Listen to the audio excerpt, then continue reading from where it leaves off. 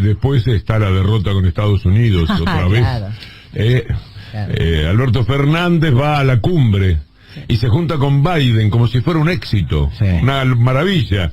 Consiguió una entrevista bilateral con Biden, después de todo lo que Estados Unidos le ha hecho al país, después de todo lo que Estados Unidos le hizo su propio gobierno, como lo goza Clarín, por otra parte.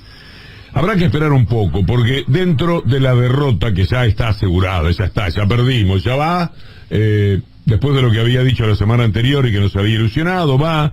Algunos dicen que hasta Maduro le pidió que vaya.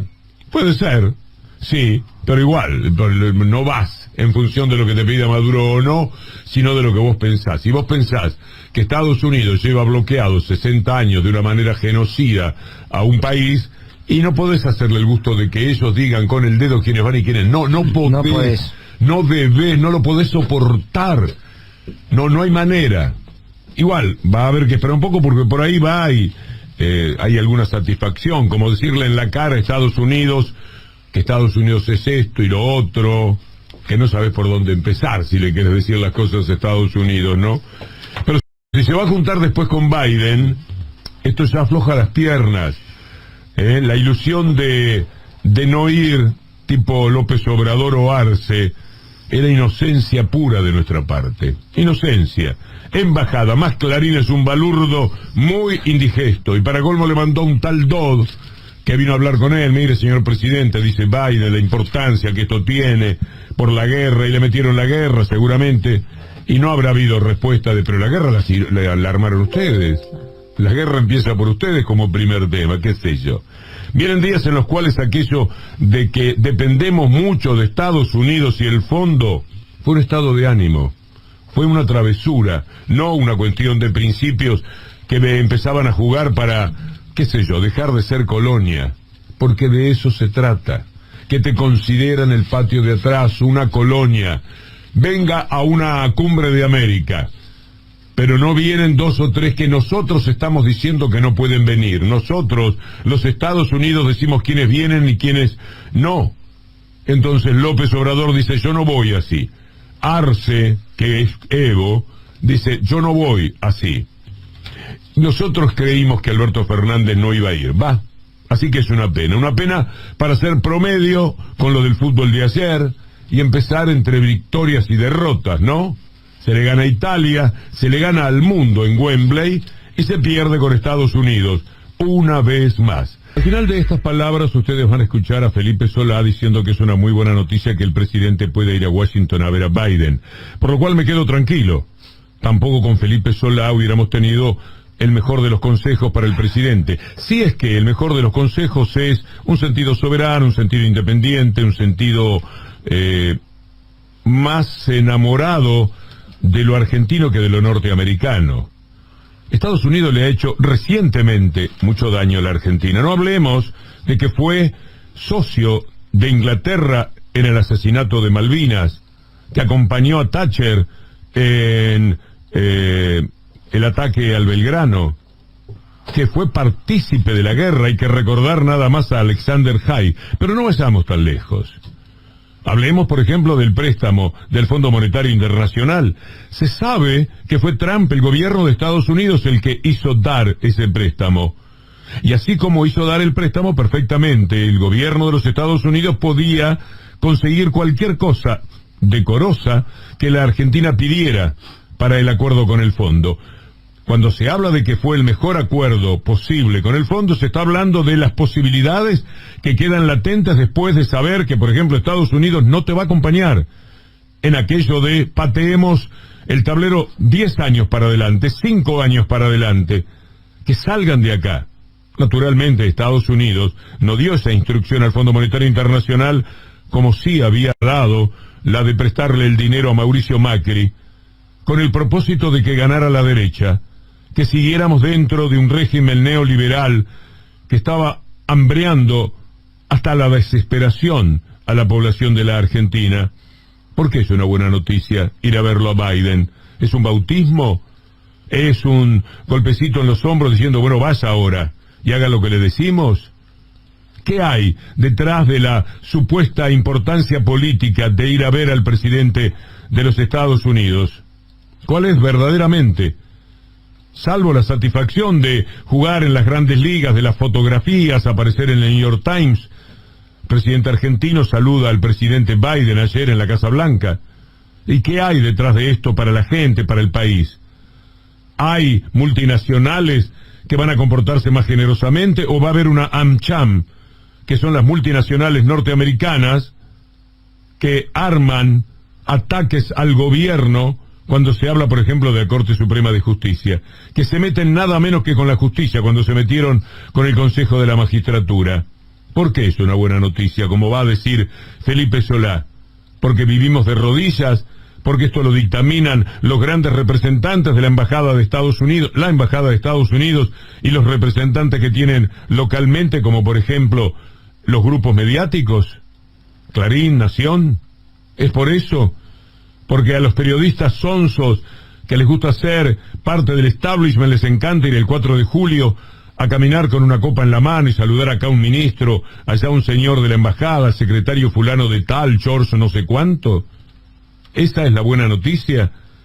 Que en medio de esta decisión interesante que tuvo el presidente de denunciar, de poner en sus labios las palabras importantes de que a Cuba lo hacen víctima de un verdadero genocidio, con los 60 años que lleva bloqueado, y que lo mismo están haciendo con Venezuela, ir ahora a la cumbre y después a reunirse con Biden?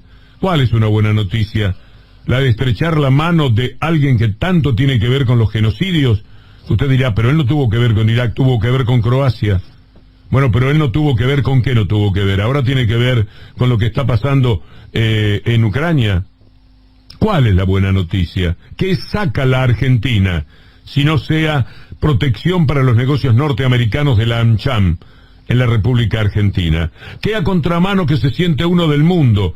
Porque por ahí tiene razón Felipe Solá cuando dice, es una buena noticia que el presidente puede ir a Washington a ver a Biden. Para nosotros es el mismo espanto de siempre.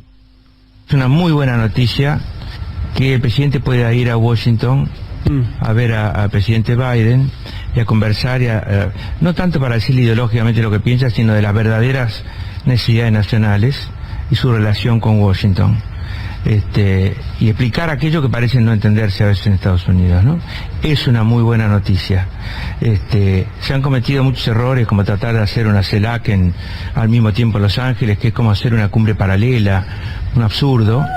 Después te voy a contar, Víctor Hugo, lo contento que está Mauricio Macri de que Alberto le conteste a él. Lo contento que está que le hable a él, porque dice, me posicionás a mí, lo corres a Larreta, lo querés a Gerardo Morales. Bastante hizo Alberto Fernández por Larreta cuando decía mi amigo Horacio, y acá estábamos con todo, lo creó. Larreta es una creación, por supuesto no intencionada, de Alberto Fernández.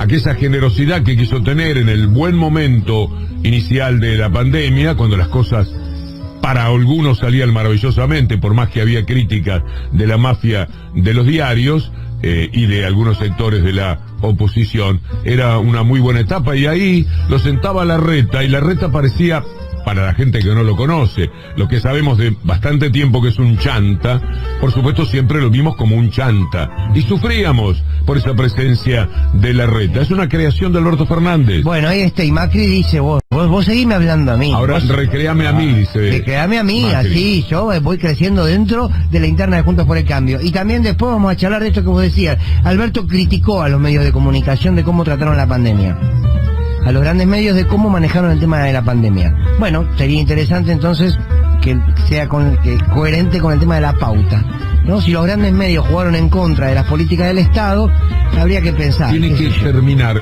debe pensar 2 veces aquello que va a decir. No le podés decir a Putin lo que le dijiste y después votar contra Rusia. No podés decir que Estados Unidos marca una gran dependencia del país y después salir corriendo hacia la cumbre que organiza con un sentido tan injusto como Estados Unidos ha sido en el reparto de favores y de castigos que ofrece al mundo, porque se siente el imperio y por lo tanto puede hacer lo que quiera, y te da mucha pena que también haga lo que quiera con nosotros.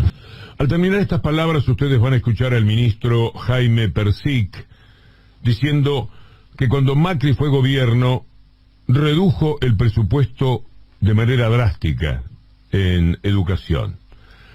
También lo van a escuchar a Jaime Persic responder algo que dijo Macri con su habitual vacío intelectual, que el Ministerio de Educación no tiene escuelas.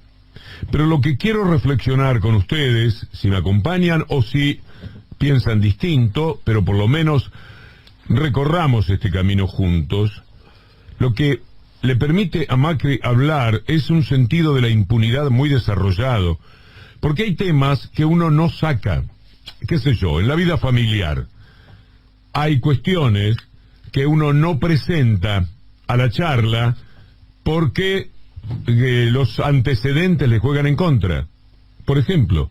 Entonces, no se mete con ese tema, con un amigo. Sabe que hay una cuestión ahí pendiente, no vas a sacar ese tema. Pero Macri se anima. Él ofendió a la educación de la Argentina, no solamente la perjudicó, la ofendió, no creyó en ella, porque él es parte de una élite que piensa que se tienen que educar ellos y los demás no. Los demás tienen que prepararse para trabajar para ellos, tienen que aprender oficios que permitan satisfacer sus necesidades cuando un caño les queda mal, cuando se le rompe la pata a una mesa, cuando se le va la pana a un sillón. Ellos tienen que trabajar. ¿Para qué estudiar? Han razonado de mil maneras. María Eugenia Vidal llegó a decir, si nunca llegan los pobres a la universidad, ¿para qué quieren universidades? Por supuesto que es mentira, que es una falacia, pero lo han dicho. El mundo está preparado cada vez para escuelas más costosas para que solamente algún día, en el plan que tienen, puedan estudiar solamente los que lo puedan pagar. Y la escuela pública quede para enseñarles a leer y escribir, no sea cosa que la élite mande a su trabajador a hacer un mandado y no sepa leer el cartel del lugar donde tiene que entregar un sobre. Esto es lo que ellos piensan de la educación. A partir de eso es que actúan. Por lo tanto, ¿educarse para qué? Ahí la tienen a Patricia Bullrich diciendo que el Ministerio de Educación no va a existir más con ella, porque dice, si ni siquiera tiene escuelas. La gansada que esto significa también fue dicho por Macri, de ahí que una parte de lo que van a escuchar de Persic responde a eso.